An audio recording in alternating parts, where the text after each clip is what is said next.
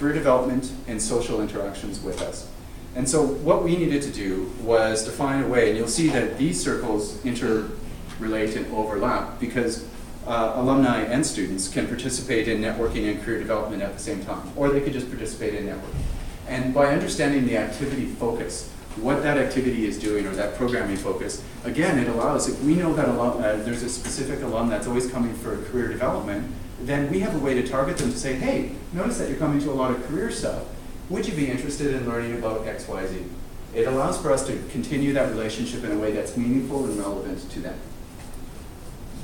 Make sense?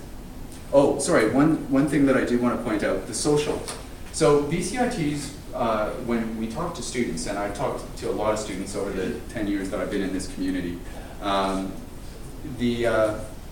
students talked about no social. There's no time for social, BCIT is too intense, there's too much craziness. And what we discovered talking to alumni is that alumni saw social in a very, very different way. So we look at our SET model, which is unique to BCIT. It doesn't exist in any other post-secondary I've ever seen, and I've worked in 3. And that social structure exists within the SET programs. So imagine for a second, and I kind of had an aha moment when I reached this. Students hate the SETs. They are like, I hate that I have to work with this person. I carry them. Oh, so every program at BCIT has a set, and it's a lockstep program that these people go through their program together, through their entire BCIT career.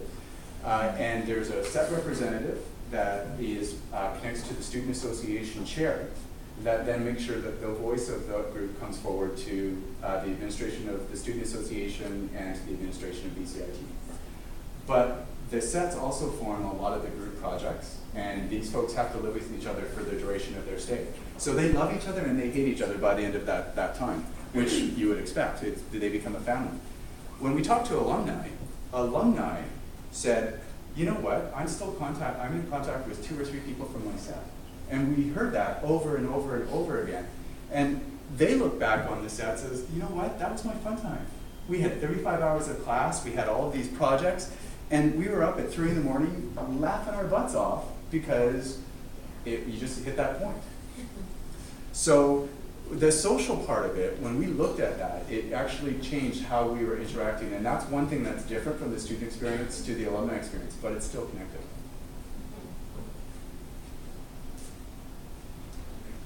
So when we started looking at that engagement model, and so we know how they connected to BCIT, we know the types of activities or programs that they're connecting with. What we needed to do was, who are they connecting with? Again, we said we based this model on these foundational relationships. So we termed what we call subject matter experts, and the only caveat for a subject matter expert as far as alumni and student engagement is concerned is that they need to be a BCIT staff person. Because we have natural partners at BCIT that care about the people that they connect with. It's about people first. It's not about our processes, it's about the people, and it's about those relationships.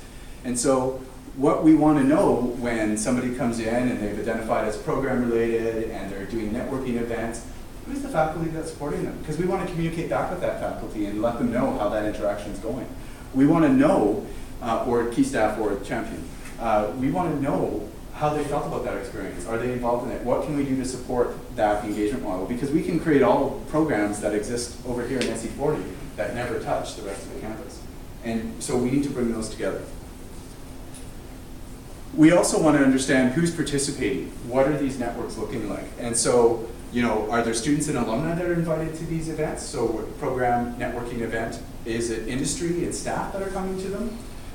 Is it donors? And so when we look at that, if we have a donor that is always coming and supporting a specific type of event, that gives us a reason to go and talk to that donor about, hey, we noticed that you're supporting our students and alumni in this way. Wouldn't it be great if? And it just allows us, again, to understand where that relationship is and how we can add value.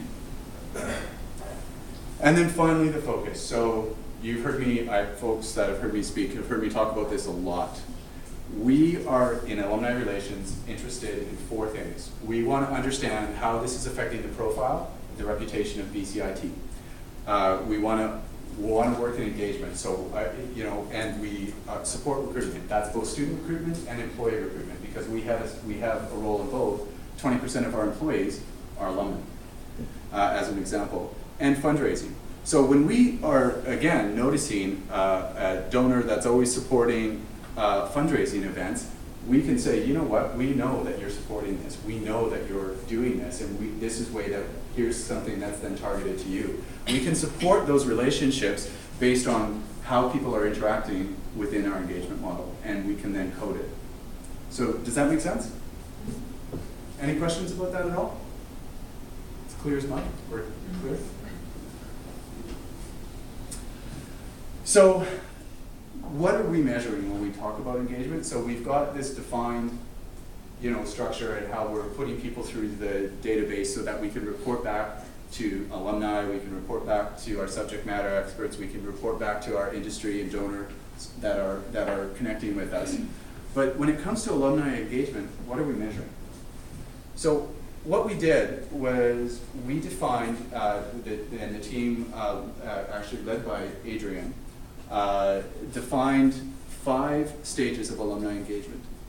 And what this does is each of these have a number, a rating associated with them. So when we put them through our database, we can actually tell where they are in the engagement matrix by what they're participating in. So there's KPIs. So for example, at a contributor, that's somebody that's, as an example, they're contributing as an annual donor. So we know as an alumnus that they're contributing as an annual donor and doing a recurring gift, that they're contributing. They've made an active commitment to support BCIT. And what that does is, again, that allows us to target communications in a much more specific way. Hey, know that you're supporting this and this. We just want to report back on how that's going. Because again, it needs to be about them. It's not about us. And by doing that, then we have a report on how engaged our alumni are. And it gives us an ability then to say, hey, you know what? This is somebody from an investment perspective. If we've got somebody that's a leadership annual giving, so there's a range of giving, and once you hit a certain threshold, you become a leadership giver, which then allows for that. They may be a good candidate for a major gift. But once we understand the behavior, because that's what this is measuring, is behavior, we have a better indicator of who's going to be good prospects for other things: participation, influence, and investment. So, external relations. We talk a lot about what we're doing. And we've seen this in a number of different slides and a number of different presentations. But really, what we're doing, this is all parts of our division. So all of us are part of this. And typically, alumni relations sits in here and a little bit in here. Marketing sits through that, and major gifts sit all the way through that as well. And of course, our advancement services are our backbone. Without them, we don't have the information. So this is really what we're focused on, and why that's important is because it sets the stage for the future. Remember, we're working to transform, and to do that, we need to be clear about what we're doing and what we're not doing. So when we look to the future, there's things that we want to really celebrate. And this STAR model, the Service to Advanced Relationships, where we're focusing based on our engagement strategy, resources at schools, supporting the work that the marketing strategists have done. It's a great system, and we've started now to engage with Denise's team as part of their ongoing annual support of the schools. We've started to engage in a little bit broader discussion with the schools, and it's been very fruitful. The schools are really receptive to having all of us at the table because we're closing all the gaps and identifying new opportunities. And it's based on the work that all of our strategists have done in marketing, and that model has allowed for us to add ourselves as relevant, valuable stakeholders in the school's goals and priorities. So the future is this, and we do this, and we will do this better than anybody else. So I just want to go back and talk a little bit about the impact of alumni, because we've talked a lot about fundraising, we've talked a lot about our model, but really, at the end of the day, this is what our alumni do and give to BCIT. They do it every day. They impact not only the industry that they are, but the communities that they live in, and that has good things for us. But if we don't know what they're doing, we can't support those relationships and we can't tell those stories. Because it always, for me, when we talk about engagement, it needs to be about people first. And even when we talk about annual giving, it's still people first. And I think our major gifts folks would agree with that too, as would our marketers. So, you know, there's a lot of myths about fundraising, and we've kind of, you know, joked a little bit about stuff. But this is what people think, and you know, it was a real, when we think back to those STAR groups, you know, it was really hard to get the senior development officers to the table with the schools, because they're like, I'm not sharing my contacts with you. You guys are just gonna come in and wreck those relationships. The reality is that we are governed by what's called the 5 R's of fundraising. And this is what they are. We won't ask until it's the right person. It's gotta be the right amount, in the right way, at the right time, from the right person. And so if that right person is a faculty member, then we're gonna work alongside that faculty member to make sure that they understand the goals, but we're gonna be supporting that relationship. And so when we talk about friend and fundraising, and we talk about why BCIT is so important and why our alumni are essential to that purpose and to those goals, it's really about making sure that it's about them, because our alumni are one of the biggest stakeholders in the BCIT community, and they are the champions. They are the truest testament of our success as an institution. And that's it. So I'd be happy to entertain any questions or anything that people have further clarification on, because there was a lot of big concepts in there, but I'm happy to. Yep. What's in general the time frame that it takes from somebody to go from awareness to investment? It depends on the relationship and their connection. If they're connected as a student, that time frame is much shorter. So if we are connected with them as a student leader and we're supporting actively involved with that, they're connected with their faculty and they're sharing that information with us, it's pretty quick. If it's a cold relationship, like somebody from the 1980s that we don't have good information on, it's going to take a long time because they're not even really wanting to talk to us. So there's no correlation to how long they've been out? I would have said it almost would have been almost inverse in a way, because they're maybe getting established in their career and may not see the value until they're well established and have some money to them. So is there sort of a threshold or a sweet spot where you're looking at? Or? From a donation perspective? It's 5 to 10 years is typically when alumni get to that point where they feel that they can do that. But we also have different ranges of where alumni are able to participate. So once people start having families, especially now, you've got multiple working structures and games and support things. When you start having kids, it changes your availability. So really, there are life stages, yes. And we would then target based on the relationship with BCIT and those general life stages. Did that answer your question?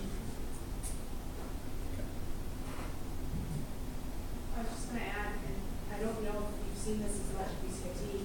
I saw a little bit in my last life, but it's not student catch those alumni. So if you're getting someone who is willing to make a gift regardless of the size or whatever it is, almost immediately on graduation, more able, statistics show that you're more able to keep them engaged going in the long term and grow that relationship as well. Yeah, actually, we're really fortunate. A lot of this stuff is based, Pamashe doesn't really talk a lot about her area of expertise, but when she did her MBA, she did it on students that were engaged and the correlation between how much they give, and it's staggering. It's staggering the difference. So. There's really a good body of research out there, and some of that comes from our vice president, really it sets really some industry standards for sure. But that's a great addition. Nothing else? I'm here for 20 minutes. Well, that's great. Thank you very much, everybody, for your time. Thank you.